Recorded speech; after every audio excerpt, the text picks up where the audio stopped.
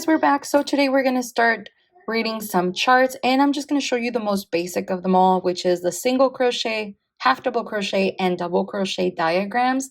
We'll get into the meat of crochet and the more intricate designs that give it a little bit more texture, like back loop, front post, back post, all that good stuff.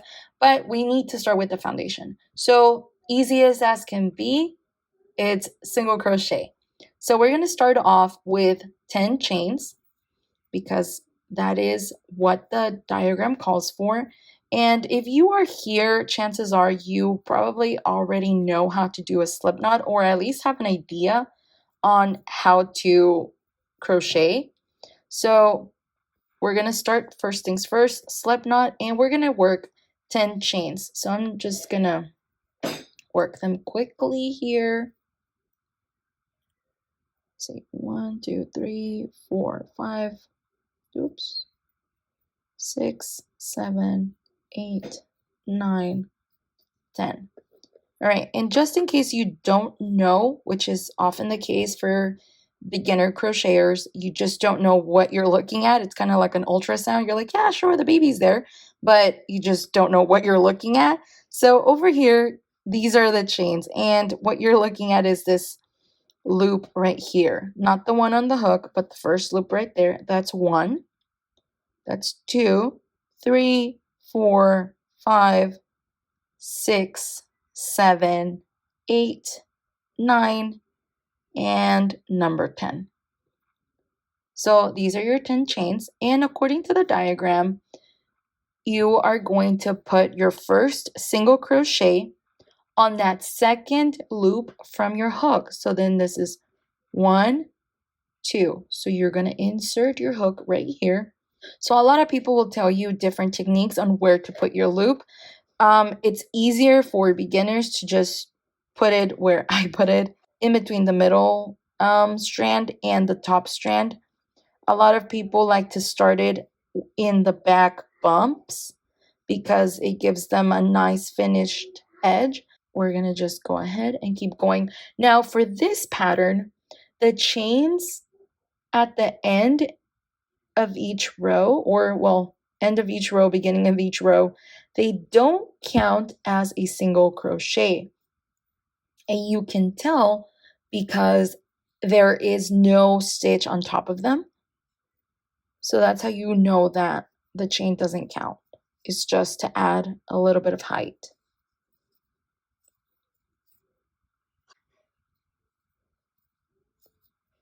If you are a beginner, and just in case you do have a pattern that calls for the chains to count as a single crochet, I would recommend using a stitch marker or something to help you hold your place, because it's gonna, it'll get confusing, it'll get tricky in the beginning.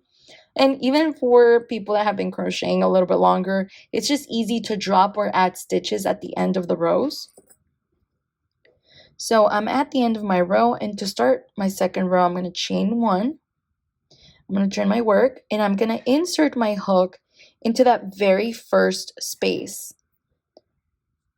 That's my first V. So let's go ahead and count how many stitches we have. So we're going to count the V's. That's how you know how many stitches you have.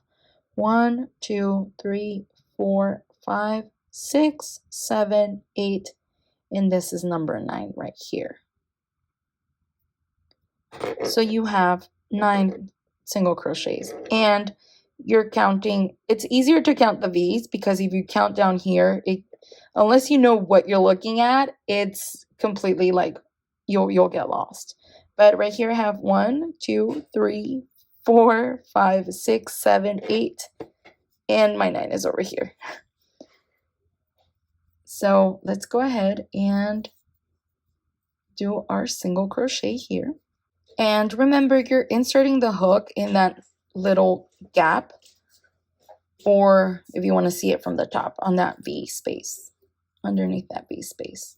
So we're at the end of our row, and this is our last single crochet. Let's count them again. So we're looking at 1, 2, 3, 4, 5, 6, 7, 8, 9. So we're going to go ahead and chain 1, and we are going to insert into this very first space. And we'll just finish our row, and that's basically how you read the single crochet chart. This is the half double crochet diagram. Now notice on this diagram, the chains do count as a stitch. On the previous example, they didn't count because all the chains didn't have a single crochet worked on top of them. And I'm going to put them here to compare them so that you can see what I'm talking about. So over here, a chain 2 counts as a stitch because you are working a half double crochet on top of it. So for time's sake, I just went ahead and did 11 chains, which if you look at your chart, you're starting with 11 chains. There are 11 ovals, and your first half double crochet is inserted onto the third chain from your hook.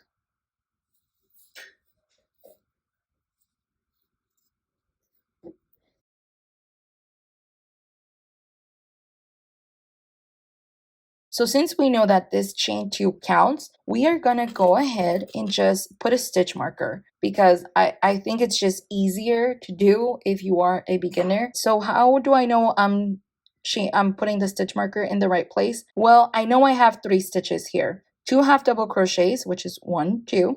And the third would be my chain 2 that acts as a stitch. So that's how I know I'm putting it in the right place. So let's go ahead and finish this row.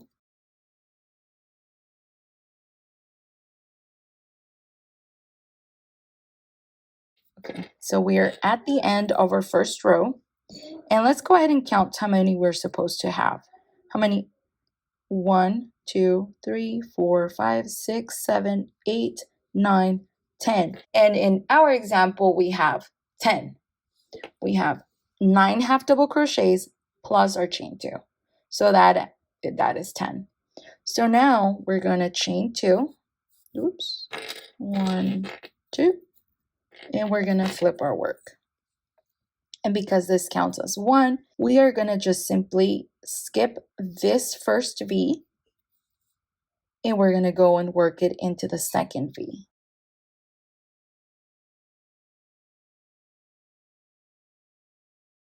If you need to add another stitch marker, you would have added that stitch marker right here at the chain 2. So you have 1, 2, 3, 4. So now we're at the end, and we're inserting our hook into that very last space, and we're going to chain.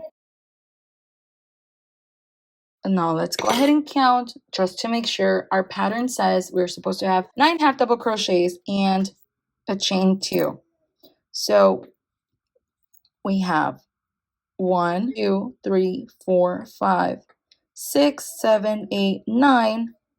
9 plus our chain 2. Now let's go ahead and just do the double crochet diagram. We're going to do the last example, which is the double crochet diagram. And for this one, we start off with 12 chains. If you look at it, there's 12 little ovals.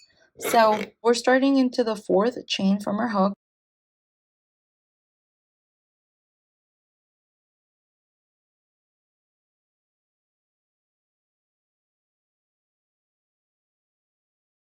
So we're going to go ahead and put our stitch marker on the 3rd loop. 1, 2, and 3. So let's just go ahead and finish this row, and I'll meet you at the end. So we're at the end of our row, and according to a pattern, we are supposed to chain 3. Oops. Hang on, I know it's a little loud. 2, 3. We're going to turn our work. So because it counts as a stitch, these 3 chains that we just did, we're going to go ahead and skip that very first V, that very first space, and we're going to work our double crochet onto that second V, which is this one right here. So if you want to add stitch markers, this would be the place to do so. Now we have 2 double crochets and that chain. So we're going to have 1, 2, and 3. And you would insert your stitch marker onto that very last V. We're at the end of the second row and we are going to insert our hook where we put the stitch marker for the previous row. And that is where we will be adding our very last double crochet for this row. And to start the third row, we're going to chain 3. And it's going to be the same thing from the second row where that chain 3 acted as a double crochet. So you're going to skip that very first V or that very first crochet stitch. So then you're going to go into that second stitch, into that second V, and you're going to work your pattern as usual, as you did the second row. If you liked this kind of style, if you are interested in learning to read more crochet diagrams, crochet patterns, stick around. I will be uploading more videos with different kinds of patterns, different kinds of stitches as well. And if you want to get those notifications, click the subscribe button, click the little bell icon, and I'll see you around. Thank you.